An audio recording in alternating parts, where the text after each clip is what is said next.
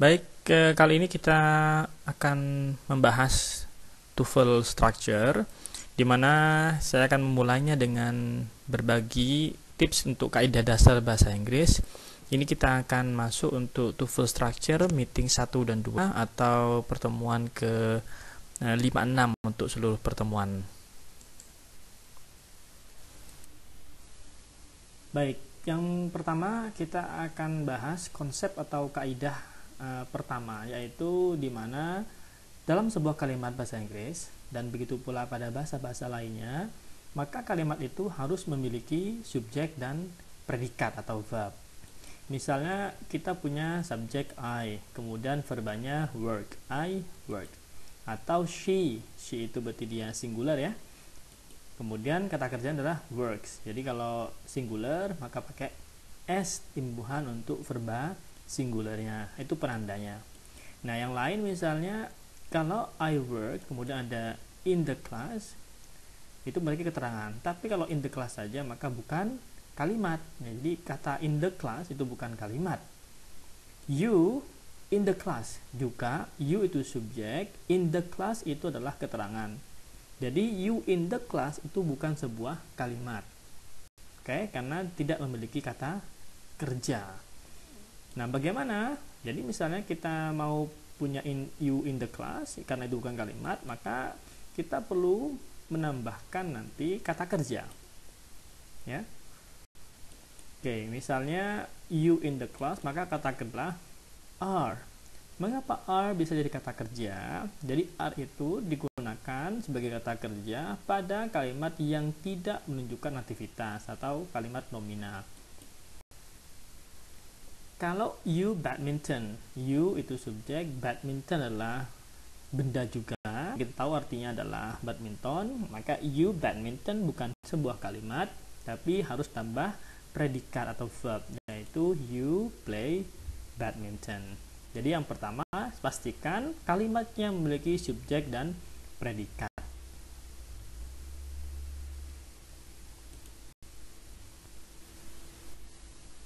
Nah, sekarang kita kepada rumus yang kedua atau konsep yang kedua. Yang kedua, jika ada subjek lalu ada predikat atau verb, maka sebenarnya verb yang boleh muncul setelahnya subjek itu adalah dua. Pertama, bentuknya verb 1, kalau enggak pasti bentuknya verb 2, ya.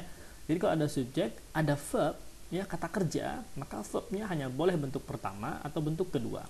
Misalnya, he speaks English eloquently. He spoke English eloquently. He speaks English, speaks-nya adalah bentuk pertama. He spoke English, spoke-nya bentuk kedua. Misalnya, he speaking English eloquently atau he spoken English eloquently, kata speaking dan kata spoken bukan bentuk pertama atau bentuk kedua. Oke, oleh karena itu kata he speaking English eloquently dan he spoken English eloquently kalimat yang tidak tepat dalam bahasa Inggris. Jelas? Jadi subjek kalau ada kata kerja, maka kata kerja yang boleh ada atau muncul adalah kata kerja bentuk pertama atau kedua.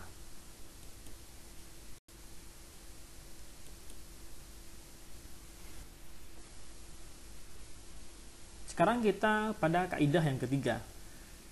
Yang ketiga ini melanjutkan yang pertama dan kedua, bahwa subjek dan verb itu harus agree, ya, harus agree. Misalnya subjeknya singular, maka verbnya juga harus singular.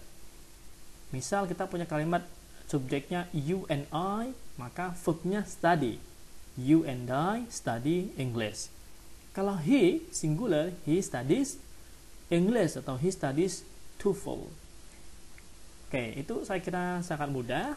Mungkin yang perlu kita pahami adalah ada beberapa bentuk kata yang ada imbuhan s-nya tapi dianggap singular. Misalnya news, ya. News has shaped people's mind. News itu meskipun ada s-nya dalam sebuah kata benda, tapi dianggap sebuah kata yang singular. Atau yang nggak dapat dihitung, love, sugar, air. Love is blind. Love is blind. Oke, ada beberapa pula nanti varian di sini adalah bentuk kata yang singular dan plural. Misalnya kata alumni dan alumnus. Alumni ini adalah plural, singularnya adalah alumnus. Oke. Nah, ada pula varian yang lain, misalnya all students practice speaking English. All students. Kalau ada of-nya, maka mengikuti kata benda setelahnya of. Misalnya, half of student practices speaking English. Kalau most of students practice speaking English. Jadi perlu perhatikan kalau ada of-nya yang kuantitas, maka ikut kata benda setelahnya of untuk yang kuantitas. Baik, itu yang konsep ketiga. Sekarang kita pada konsep yang keempat.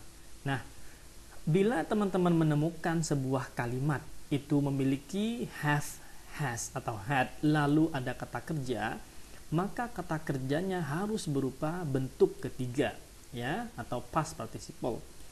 Misalnya, he has taken his passport. He has taken his passport. Kenapa taken-nya itu bentuk ketiga? Karena diawali dengan has. Oke, tadi di kaidah yang kedua, kalau he taken pasti tidak tepat karena taken itu bentuk ketiga, sehingga kalau ada subjek, ada predikat, maka ada bentuk pertama dan kedua saja. Di sini ada taken itu benar karena didahului oleh kata has. He has taken his passport. Atau all students have written a letter of consent. All students have written a letter of consent. Ya, consent. Baik, ini mudah sekali. Tinggal kita perhatikan kalau ada has, have atau had dan kata kerja, maka pasti bentuknya bentuk ketiga.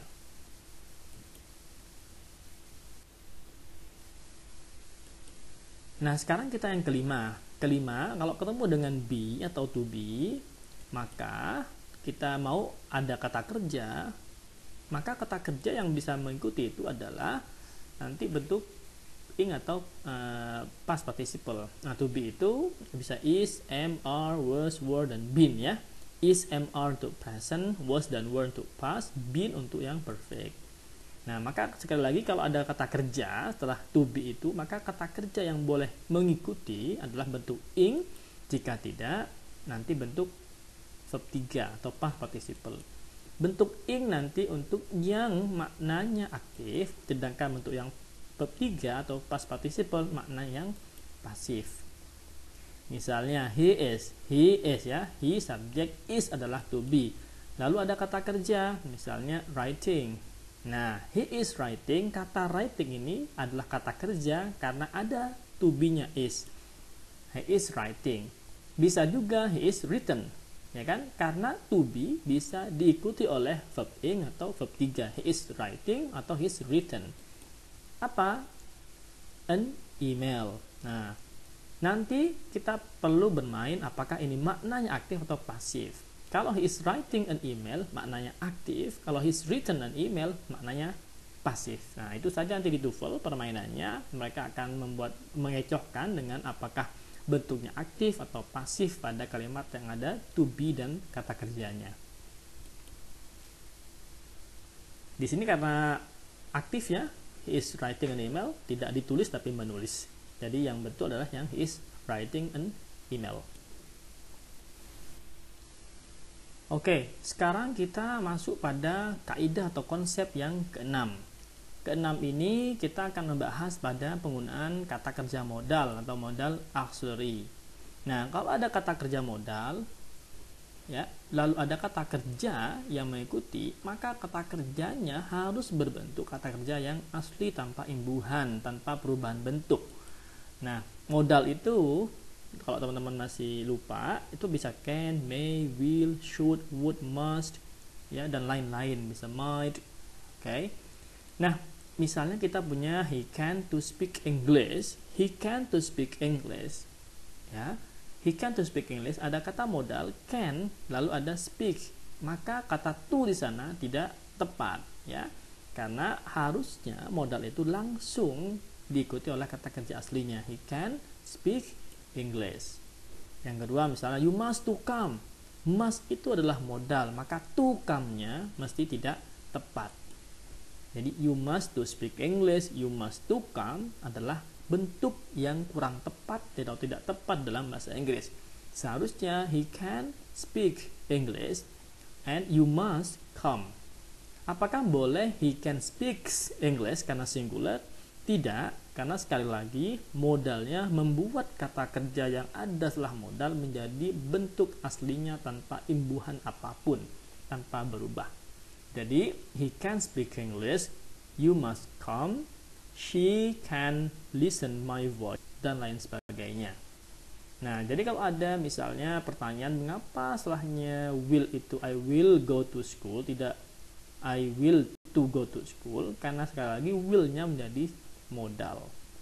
Nah, itu dia beberapa kaidah dasar dan perlu kita pahami dulu sebelum masuk materi structured and written expression dalam TOEFL. Nah, konsep ini bisa digunakan baik dalam writing maupun speaking untuk memudahkan kita dalam mencermati bagaimana menggunakan bahasa Inggris yang tepat.